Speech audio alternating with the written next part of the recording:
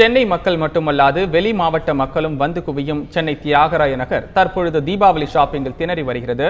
இது குறித்து செய்தியாளர் எழில் தரும் கூடுதல் தகவல்களை தற்பொழுது பார்க்கலாம்.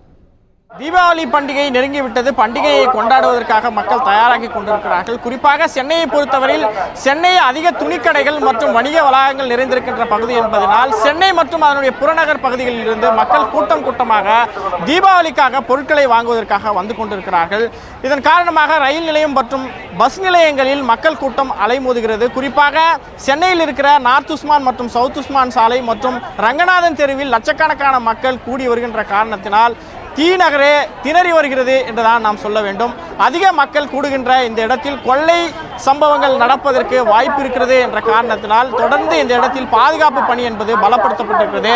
சுமார் 500க்கும் மேற்பட்ட போலீசார் தற்போது இந்த மக்கள் மத்தியில் ஏதாவது கொள்ளை சம்பவங்கள், செயின் பறிப்பு உள்ளிட்ட சம்பவங்கள் நடந்துவிடக்கூடாது, திருடர்கள் அவர்களுடைய கைவரிசையை காட்டிவிடக்கூடாது என்ற காரணத்தினால் தொடர்ந்து மக்களுக்கு பாதுகாப்பை வழங்கிக் கொண்டிருக்கிறார்கள்.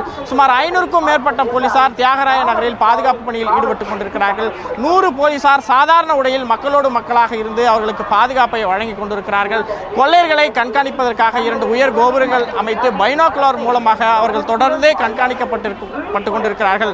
அது மட்டுமல்லாமல் தொடர்ந்து பொதுமக்கள், இங்கு வருகின்ற பொதுமக்கள் அவர்களுடைய உடைமைகளை பாதுகாப்பாகவும் பத்திரமாக வைத்துக் கொள்ள வேண்டும் என்று தொடர்ந்து போலீசார் எச்சரித்துக் கொண்டே இருக்கிறார்கள்.